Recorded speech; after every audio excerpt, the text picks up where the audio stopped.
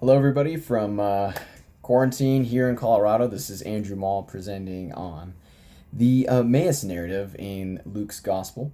What we're going to be zeroing in on here today is the 24th chapter of Luke, wherein Jesus himself appears to two travelers on the road to Emmaus.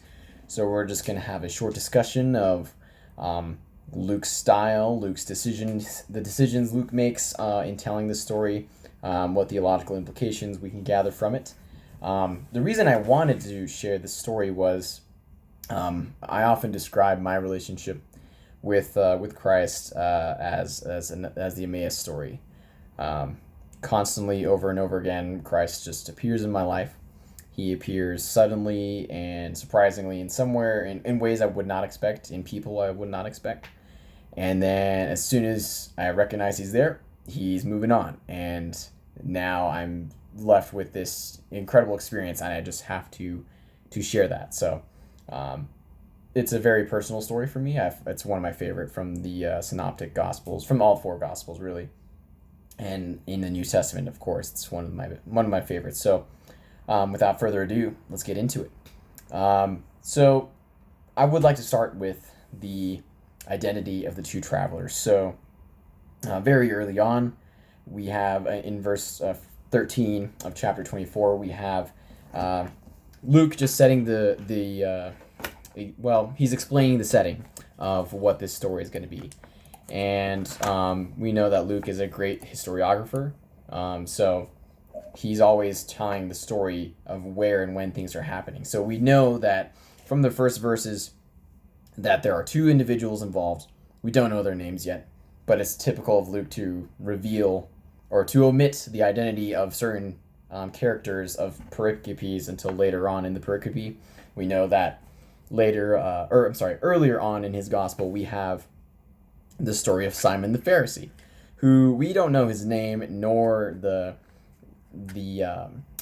precise details about the story. We know that. Well, later on, we come to know that his name is Simon, that he is at table with not only Jesus, but other people around him. And Luke chooses to omit those details until the very end, or at least not until later on in the narrative. So at first, we just think that it's just Jesus and Simon, two guys at dinner. But it's so much more than that. And that's definitely the case here in Emmaus. So we have these two travelers. We don't know who their names are yet. We don't know their identity. We don't know who they are. And they're traveling to a town or a village called Emmaus, which is 7 miles, in my translation, 7 miles from Jerusalem. So already Luke is grounding this story in reality, in our own time and place. It's a historical account. It took place between Jerusalem and Emmaus on the road.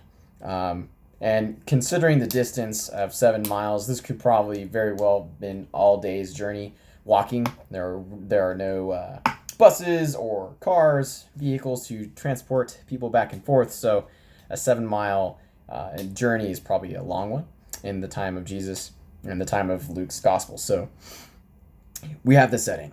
And later on, we come to find that by the end of the day, they have arrived at Emmaus. So I think there's some credence to say that this is probably an all-day journey to make from Jerusalem to Emmaus.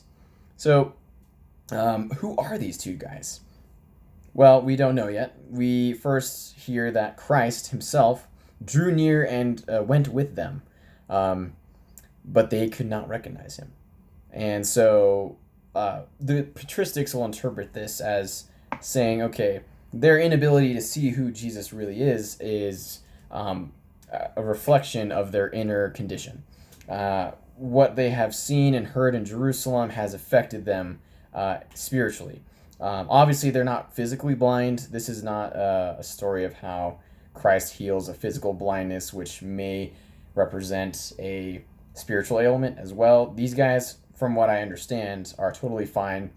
They're healthy guys. They're making a day's journey to Jerusalem by themselves. So I would imagine they're pretty healthy, at least physically. Spiritually, however, we already get a sense that something's wrong. And Luke is trying to tell us, okay, something's not right with these guys. Christ himself is with them and they are unable to recognize him. So there's a little bit of confusion here already on the part of the audience, because we don't know why they can't see, or they were unable to see. And actually, we don't even know at the end of the story, when Jesus reveals to them and their eyes are opened, we don't know why or how their eyes were opened. Luke doesn't tell us directly. We have to make that decision for ourselves. What is it about this story that allows them to see?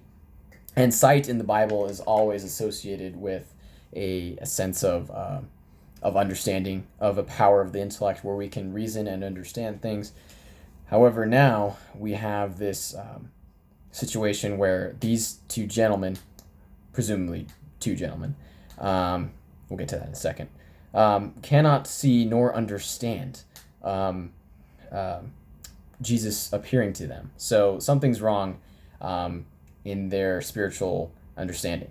So from that, we can gather, okay, something's wrong. Luke's trying to communicate to us that what has occurred to them in Jerusalem is preventing them from seeing who Christ really is, even though he's walking right next to him.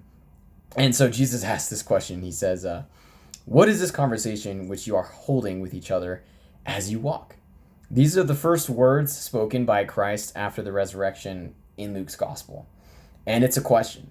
And, what is this conversation which you're holding with each other as you walk? But just a beautiful way to start this story. I think Luke here, in many ways, the Emmaus story, which I want to argue is a microcosm for all of Luke's gospel as well as Acts. It's a lesson on how to evangelize. And, Christ, he approaches with a question. He doesn't just appear and say, hi guys, here I am. Why didn't you recognize me? He's not slamming them with the truth. He's asking them a question. He knows everything. He knows why they are sad. He knows what they are sad about, but he wants to draw out what they believe to be the cause of their sadness and their despair. And so he asks this question. And it's a great tool to be able to take with us as we leave the scripture and then go out into the world. As we want to be able to ask questions about who and what the people we are evangelizing, what the conditions of their heart is. Because if they are not even open to evangelization, or something is preventing them from coming to the truth, then we have to know that. And we have to understand why that is before we can begin to communicate Christ to them. So I think that's an amazing tool from an evangelistic perspective that Luke is presenting to us here. And so he asked this question, and then one of them named Cleopas answered him. And so here's where we have a lot of fun, especially in the patristic interpretation and readings of these. The identity of these two travelers. Who are these guys? So some scholars will say that, these two travelers, this is Cleopas and his wife. And I'd say there's some credence to that, as, most of the time, we know that other portions in the gospel, we know that Peter was married, but Peter's wife was never named or mentioned. So that's not a strange thing to do, to omit the name of said wife. So it could be Cleopas and Mrs. Cleopas. It could also be Cleopas as Clopas. So Cyril of Alexandria will explain that this is actually Clopas, the brother of Joseph, who would make him Jesus' uncle. So this would be Jesus' family, his uncle traveling. And then the unnamed companion is Clopas' son, which is Simeon.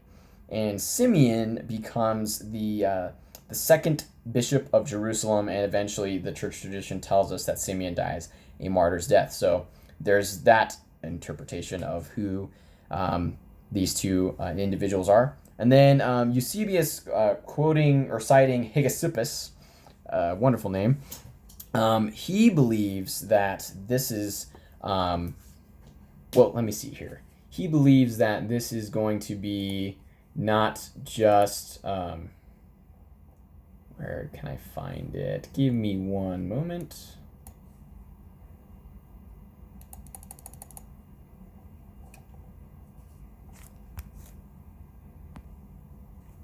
Yes, so actually, I had it backwards. So Cyril of Alexandria identifies that these two Emmaus disciples are from the 70 earlier on in Luke chapter 10, that Jesus calls as to be his disciples. And let's see. And then Eusebius is the one who identifies as Cleopas being Clopas. So got that mixed up there. But these two interpretations, pretty sound as well. I mean, it would make sense that the second bishop of Jerusalem had a very personal encounter with Christ. So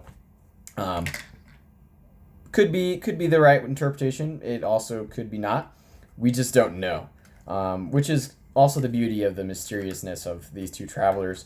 And I think it's also a great tool for Luke as he leaves one of them unnamed, because then it allows for us as readers to put ourselves in this story and to make ourselves present in a way, just to put ourselves in the story of saying, okay, I am one of these travelers on the way to Jerusalem, or on the way to Emmaus. Certainly for me, it's a great way to read that. So you can go back and forth as to the identity of these two gentlemen, but the true gem is when they actually recognize Jesus in the breaking of the bread. And so before this occurs, they are just filled with knowledge of Christ, interpreting the scriptures for them. Obviously, this is a huge move for Luke because he's demonstrating that the Old Testament is very important in the ability to recognize who Christ is. And then also they had mentioned, they had mentioned in this story that the disciples, Cleopas, he says, we had hoped that he was the one to redeem Israel. And so that would imply that they no longer have hope about Christ. And so Augustine, he says, why do you not have hope? Hope is right next to you. Hope is right beside you walking, and you can't recognize it. Augustine likes to roast people in the Gospels, so he roasts these guys here. But he also points out that the moment that the disciples recognize Jesus is in the breaking of the bread. And here it's not only the scriptures that point us to Christ and allow us to see the truth of Christ and his power, his resurrection, all of it. It's not only the scriptures. We need the sacraments. We need the Eucharist. And the Eucharist being the source and summit of our faith, it is the lens by which we can come to enjoy a higher mode of life in God. So Augustine will say, hope in the cross is the key. Disciples must learn from the penitent thief, he says. Augustine says that, the penitent thief on the cross, he had hope not in the, he didn't even know, he couldn't even see the resurrection coming, but he had hope in the cross, in this man being tortured and killed who was innocent right next to him. So Augustine recommends that they take a lesson from the penitent thief, which is also a great passage.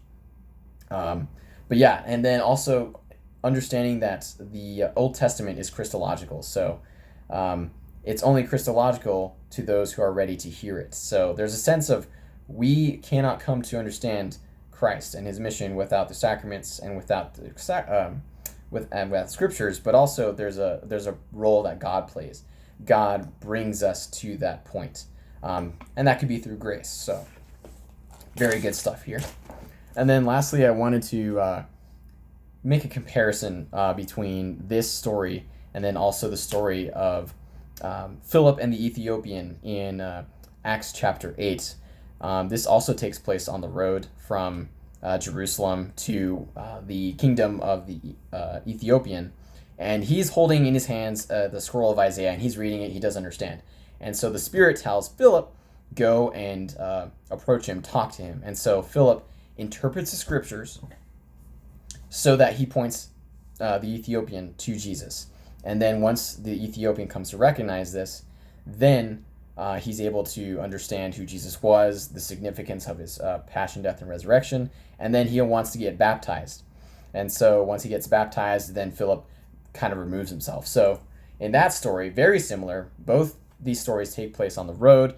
They involve, the Spirit, which is Jesus in the Emmaus story, the divine life. And then you have Philip, and you have two characters. So you have Philip and the Ethiopian. So another very similar story on the road where the scriptures are awoken for someone, and then they recognize Christ in the sacraments. So it's a very beautiful passage.